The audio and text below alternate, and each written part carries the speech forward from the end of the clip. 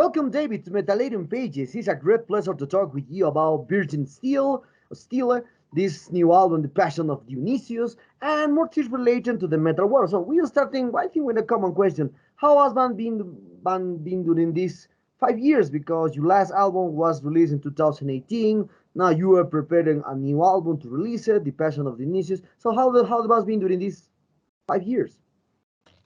We finished up, I guess it's almost 5 years ago, the box set Seven Devils Moonshine, which had three new records in it. That was a lot of work, you know. And then after that, uh, uh, we just dove right back in. You know, we never really stopped working. I never stopped writing. I'm always writing. I'm always at the piano doing something or other. So I just stockpile more and more music over the weeks and months, and we decided, all right, well, I decided these songs make good a good collection for the record. So grabbed those, sat down with Edward and showed him all the music.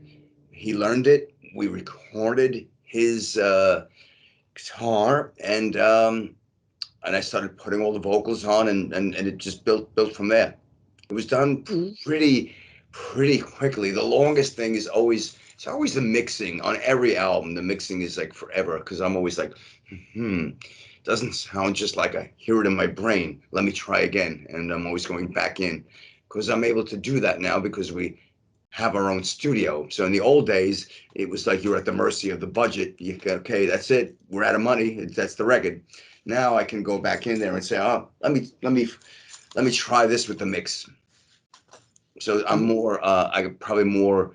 I'm never pleased completely, but I'm more pleased perhaps on this one than some other ones. Okay. Well, what one of curious things that you said about the 2018 is that you released three albums in a row. So Ghost Yeah. Harbors in two parts and Gothic Voodoo Anthems. So how do you decide to release three albums in a row? It's not too saturated for the band because this is the first time that you release three albums in a row. Yeah, it's true. You're right. It wasn't initially going to be that. It was going to be like, all right, we're going to reissue Book of Burning and Hymns to Victory, but we'll do a few bonus songs, you know, okay. And then the bonus stuff got bigger and bigger and longer. And I called up our label and said, would you like a full album? Sure, do a full album. I called again. Would you like another album? Yeah, sure, do two albums. And then I was like, well, I actually got three albums. Okay, you can do three albums. So that's what happened. It just grew. Oh, Because I okay, was okay. like all these things because like when I get into something like all right, all these songs work together. I want them to be understood as one, you know, one world. Like, you know, this is Mars, this is Venus, this is the Earth, you know. So they all belong together in that sphere. Mhm. Okay. Other important detail about the discography in the Virgin Steel is that you always release both albums in when the first part, the second part is the Marriage of the Heaven and Hell, part one, then second one, then the House of Atreus, 1, 2, 1, 2, and then the last one was the Ghost Harvest, the Vintage One, Vintage Two. So why the albums are leaned down to do all the time two parts? Perhaps it's special for you to do all the music in two parts or perhaps like opera, metal, something like that. Because my brain works that way, and as I was explaining, as I start writing, I get another idea for another song, and it builds and builds on that. You know, it's almost like, you know, a lot of these classical guys like Beethoven or whatever, they have variations on a theme. So it starts to go like that, where it builds and builds within the song itself, and then like, oh wow, this song really can relate to that, and I could bring this idea in, and my brain works like that. So there's always an abundance of music because I never stop writing. You know, somebody has to physically drag me away, and then I'll stop for the moment, you know, but I'm still writing even in my brain, even if I'm not at the keyboard, whatever. So that's why, because there's just so much music that I want to get out, and I want to get it out now while I'm still alive and well, you know, and I can enjoy it. You know, what am I going to do when I'm dead? So I got to do it now. Yeah. So put it out there. Yeah, a lot of groups would not do that because they're like, well, you know, I'm only getting enough money for these, 8 songs or whatever. My brain doesn't give a shit about that. Like, this is what I got. Let me put it out there.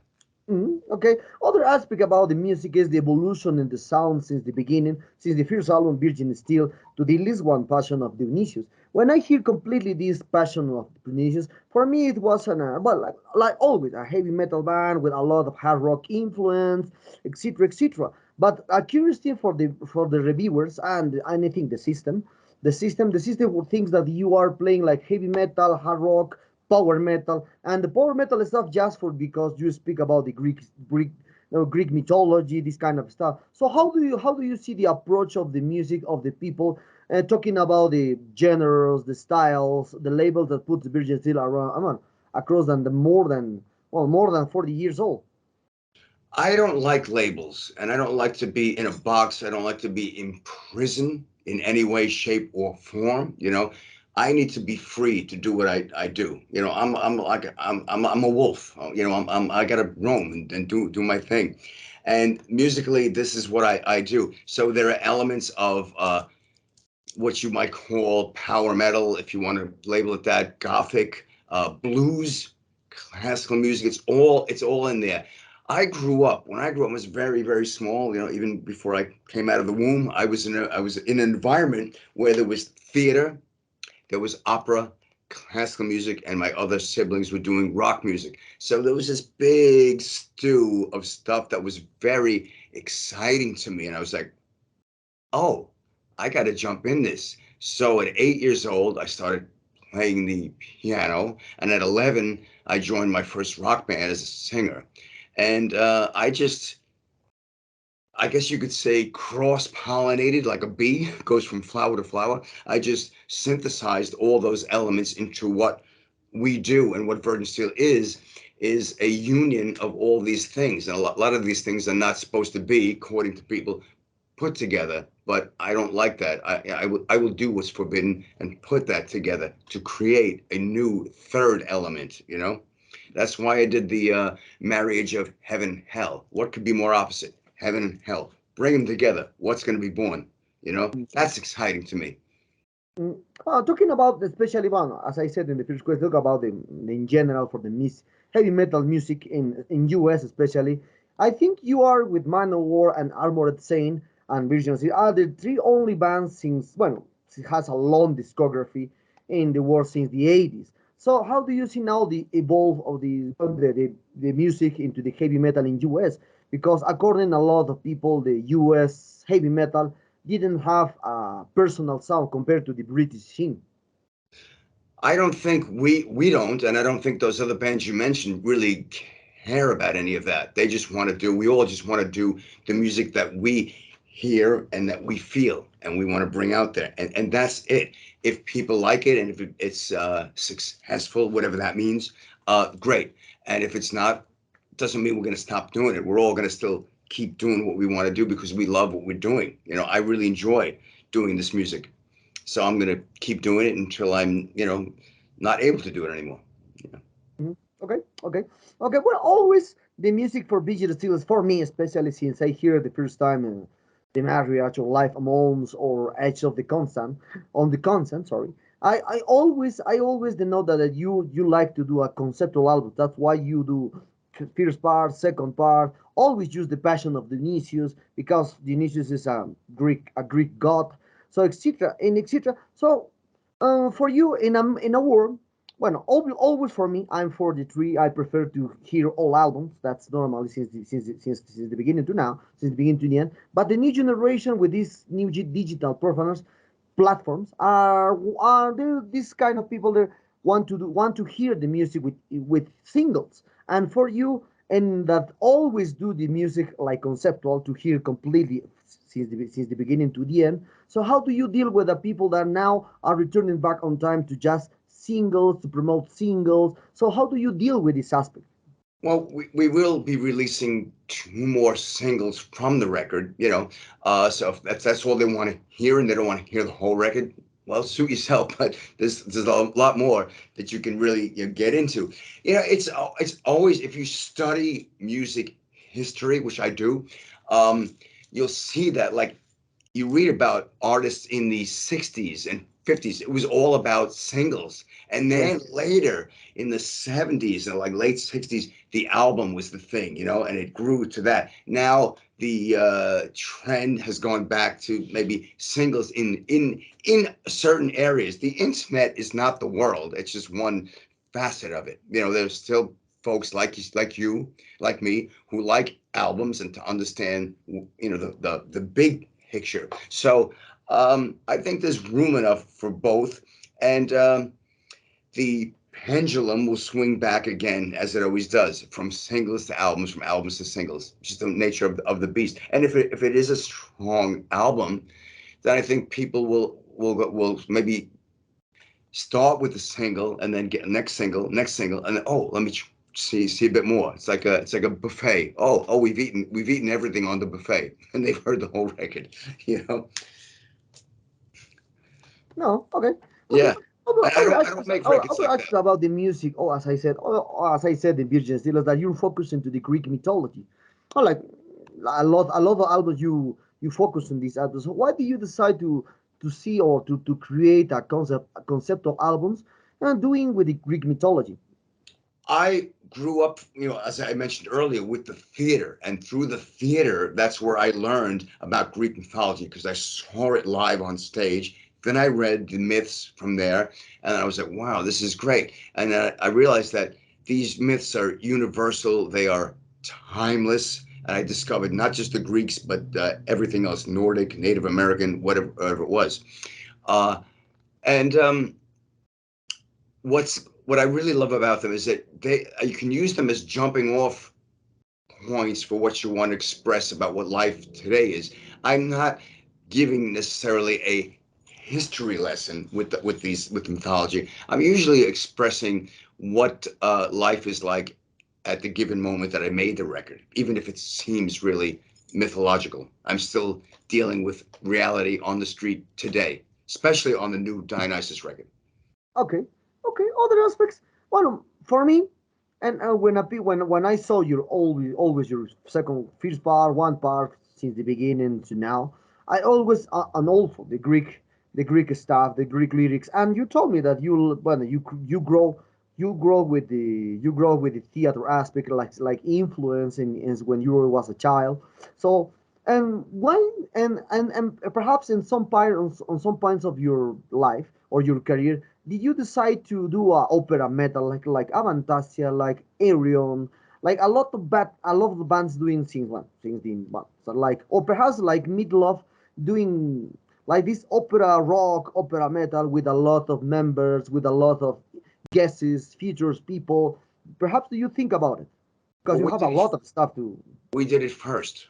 We were the first to do that with marriage and Atreus. That was first before No, no. application. I Uh, mean, far away from Virgin Steel. yeah, what we actually did that. I brought uh, House of Atreus on stage in Germany for over 50 theatrical performances. We had other people singing, live. It wasn't me singing on the record on the show. It was actors and actresses doing the parts that I had written.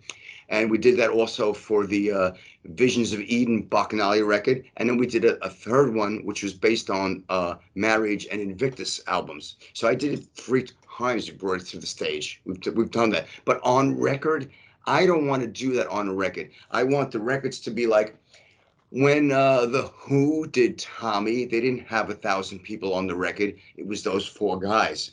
So when we did Atreus or any of our records that are big works, I wanted to just show what the group could do on its own. I don't want 1,000 people on the record because it's like it's not your record anymore. The record has been like hijacked, and I don't want to do that. I want to express what we can do as the power of the group. I'm not into that. I sang on Avantage. I'll sing on some of those records that you mentioned, but uh, I wouldn't do that for Virgin Steel. It's got to be Okay. just a group. You have to be blood involved in Virgin Steel to be allowed to be on the record. We really have to love you. You gotta have like break bread with us. We're not just gonna invite somebody to play on the record. Yeah. Okay, as you are the last member since the Virgin Steel since the 1981, so more than 40 years of existence of the band. So how do you see now the music industry change over the years? Because you see you was in the explosion of heavy metal, the a lot of extreme metal, the a lot of extreme styles are born when you did your Fire 4, your sixth album. So how do you see now the evolution, the change of the music industry now? Oh, the industry's, it's obviously the internet is has become like the dominant thing, and streaming and actual physical releases are less and less. But other than that, it's the same cutthroat business it always was. Hasn't really changed, and you still got to go out there and do it live now and again, and show people that you're still alive and well. So.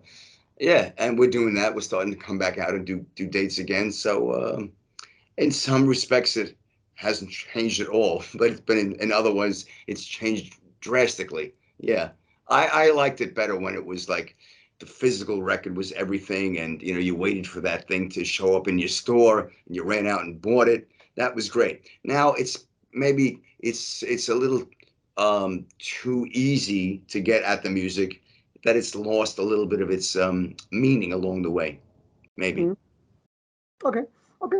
Well, as you bueno, you work as you have your own studio in your house, etc. And you always saw that a lot of bands are really a lot of new bands are growing up with your influence, with Manowar influence. I'm not saying Virgin Steel influence, British influence. So a lot of influence now. So how do you see now this aspect of revival, the traditional heavy metal, traditional power metal, or traditional hard rock, whatever? So how do you see now the a lot of bands are growing now with your influence and are and doing the things like you did at the first time, because now the new bands are preserving like as you dress the same dress that you did in 1984. They dress like this with 17 years old. So how do you see now this aspect that are copy and paste a lot of your influence with the new bands? It's flattering, I suppose. On some level, it's nice to influence other people coming up. Sure, as we were influenced by Led Zeppelin or Queen or Black Sabbath, whatever. So it's that's valid. That's good. I think what any new band or artist has to do is, all right, so those are your influences, but then you've got to bring something new to the game, something that wasn't done before, musically speaking, or in some way, shape, or form. Hopefully, musically speaking, the theater of it is one thing, but yeah, at the end of the day, you're listening to the music, so it's music for the ears. So you want to bring something new, and I think that was our goal always. So okay, we grew up with all those artists that we loved. How do we make it new? How do we bring something that those guys weren't doing? And that's where the work goes in. So you get your initial idea for a song, but then the rest of it is really working on it. Okay, I could go there, I could go there, I could go this direction. Oh, I could fuse this together, and then you arrive at your own style that says, oh, this screams, Virgin Steel. This screams, Manowar, whatever it is, whatever band you're mentioning. Okay, okay. So other aspects about now this these last 3 years, what we had a lot of troubles with the pandemic and always, and I think this passion of Dionysius is been a result for to do have more time to do a better album, to do put more details, because these 3 years no gigs, no live concerts, no tours. Well, during the 2022, 2020, 21, there are no gigs, no tours. So in these 3 years, what can we learn about these 3 years into the music industry when the pandemic happened? So how do you see at that time the pandemic?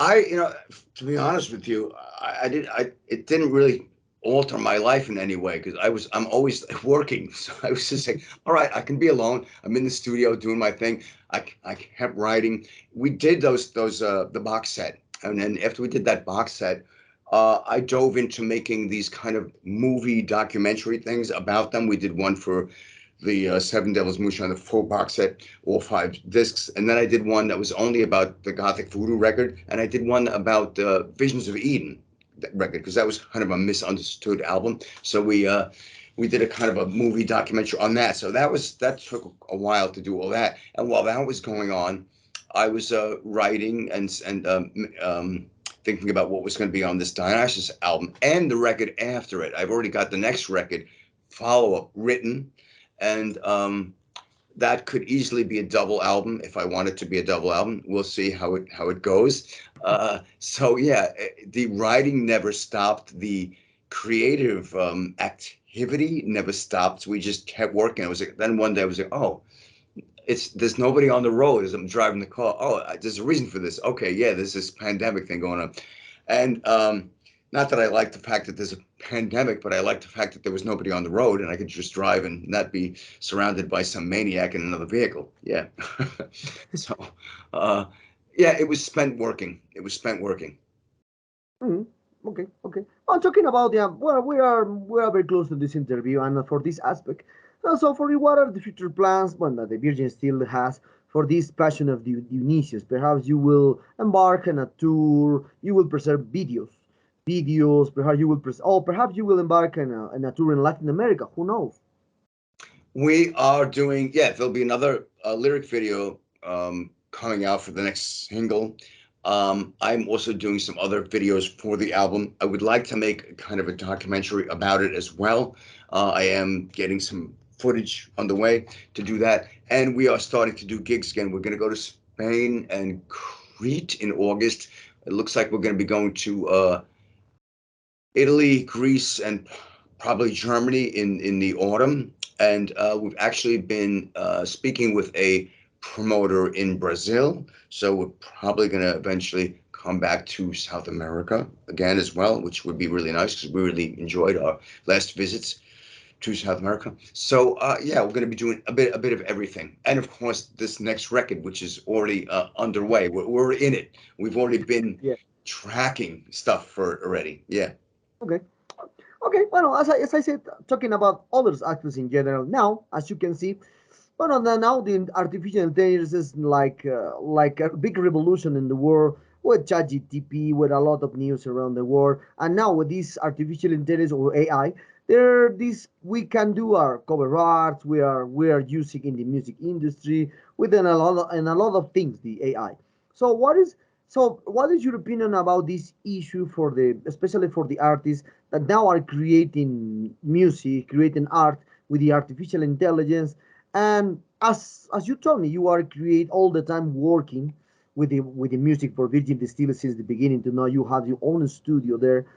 Perhaps you sometimes you have in mind to use this artificial intelligence to create everything for you because you have in mind everything. No, no, thank you. Artificial means artificial. I don't want anything artificial. I want real stuff. Yeah, so no, I don't need some robot program algorithm writing my songs, and I don't like to have like I don't want somebody using my voice for like a commercial for selling socks or something like that. I'm not interested. You know, I heard about somebody using AI using like Jim Morrison from The Doors, his voice to sell like a video game or something. That sounds like death to me. I don't like the idea of it. No, I don't see why people. It's just it's laziness. Everybody these days wants to sit behind the computer and be an influencer, whatever that means. I'm an influencer. Get off your ass and do something real. That's what I think. You know, real, no artificial shit. Real. Do something real, whatever it is. If you want to dig graves, dig graves. Do it real with a real shovel. You know, just do it. You know, whatever.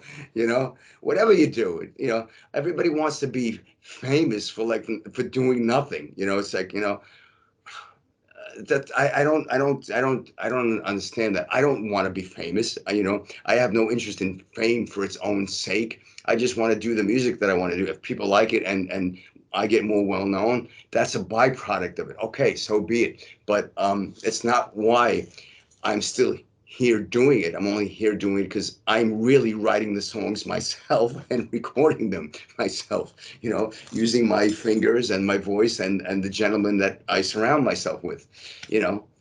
So that's all I can tell you. I have no interest. I think I said this a long time ago.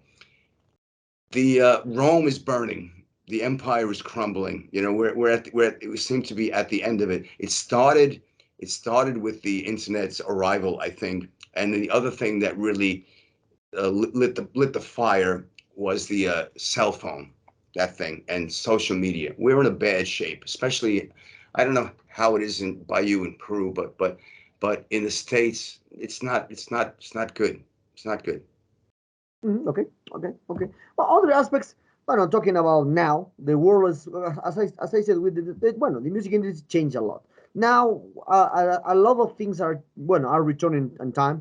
We spoke about the singles, and also the vinyls was did a huge comeback around in these 10 years. The comeback, the vinyl was a successful idea for all labels, but with this a lot of jewels lost in time are now returning with reissues. As you told me, you did a box set from the band. When a lot of things happens, how the well, some and related to this, some fans are very angry for this kind of aspect because the fans are always attached with the feeling that you got what that they got in some moments in the 80s, 90s, 70s when they would collect the first press, the first vinyl press, the first CD press, the first tape press. They love this kind of stuff. So, but are very sometimes are very angry for this um, reissues, remastered versions for the new for the old stuff. So, how do you see now our reviving or in the times of revival with all now everything is reissue, remastered, a lost jewels and time are reissue, revival. Well, when we reissue something, we don't give you this. It's not like some of those like early things that Van Halen or people put out, where it was just those original 8 songs and that was it, no bonus, anything. If we're gonna give you a reissue, we give you another album always in it, another CD. So why would anybody would be angry with that is boggles my mind. I don't understand that. You're not just getting the original record, you're getting whatever bonus material I could fit on CD1. Plus, you're always getting a second disc of other stuff. No one says you got to buy it if you don't want to buy it. And nowadays with streaming, you can just listen to it. It's up there. So what's to be angry about? I don't understand that. At least as far as Bird and Steele is concerned, if it's a band that's not giving you anything but the same record over again, okay. But you can get a little bit upset about that. But we don't do that. We've always given you really, really a lot of music every reissue. No, yes, yes, yes, yes, yes. So, well, David, the sad times arrive at this interview. I hope the sad times arrive at this interview. I hope you enjoyed this one like me. Oh Terrific yes. guy. Love your music since the beginning to now. Love you all your parts, seconds, first and second parts. I got on all on CD. So, perhaps do you want to add something to your Latin American fans and Metalerum followers? Sure, sure. I want to say thank you for the wonderful reception that we received when we visited the last couple of times we were there. And we truly hope that we can come back within the next, few months or within the year or so to visit everyone again. Because we had an amazing, amazing, amazing journey with you folks when we were there last time. It was good. It was like, I don't know, the audience reminded me a lot of the first time we arrived in Greece, very fanatical like that, but maybe even more so, in South America. Yeah. So, yeah, we hope to come back again. We felt a lot of warmth and a lot of joy, a lot of love from the audience, and we'd like to come visit you all again. I know I would, and if I think I speak for the others, they would like to as well.